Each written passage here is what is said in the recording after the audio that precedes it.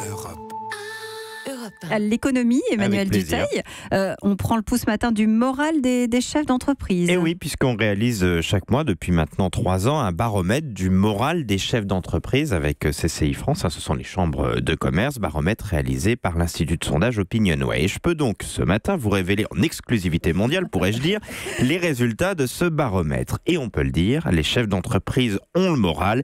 L'indicateur d'optimisme, c'est comme ça que nous l'appelons, est en février quasiment à son plus haut niveau. Bon, c'est plutôt une bonne nouvelle. C'est rassurant pour l'avenir ? C'est en effet plutôt rassurant, même si on décèle dans cet indicateur quelques zones d'inquiétude. Le premier, c'est que l'on sent un ressenti très différent en fonction de la taille de l'entreprise. Les plus de 10 salariés sont beaucoup moins optimistes que les petites entreprises.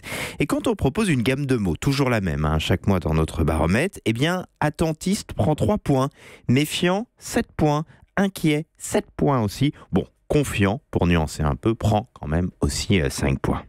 Qu'est-ce qu'il faut en déduire, Emmanuel ? Eh bien, clairement, ça montre que la confiance est là, à des niveaux extrêmement élevés, mais qu'il y a des pointes d'inquiétude pour l'avenir. Et c'est très clair quand on pose la question à nos chefs d'entreprise. Dans le contexte actuel, vous êtes plutôt porté à dire que c'était mieux hier, plus 8 points pour atteindre 33%, que c'est très bien, là, en ce moment, plus 1 point pour atteindre 48%, et que ce sera mieux demain, moins 9 points pour atteindre seulement 19%. Autre indication qui montre ces inquiétudes, à la question « Êtes-vous très confiant, assez inquiet, très inquiet pour votre entreprise ?» Eh bien, la confiance dans son entreprise perd 2 points, même si elle reste très très majoritaire. Et la confiance dans l'économie française perd, elle, 6 points. Du coup, dans la quasi-totalité des cas, les chefs d'entreprise envisagent de garder en l'état leurs effectifs. Est-ce que le baromètre, il arrive, Emmanuel, à traduire confiance et croissance ? Bien, on sait que la confiance, c'est vraiment la clé en économie. Bien sûr qu'il faut des commandes, un environnement porteur, mais l'impression que ça va aller mieux demain, c'est le plus important pour donner envie aux chefs d'entreprise d'investir et au bout du bout, d'embaucher.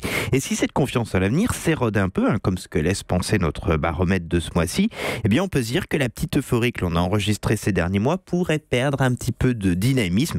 Rien d'inquiétant encore en l'état, parce que nous sommes sur des niveaux très très très élevés, mais ça va être intéressant de suivre dans les mois à venir cet indicateur. Tout va dépendre aussi de la capacité du gouvernement à réformer sans créer un trop de tension sociale.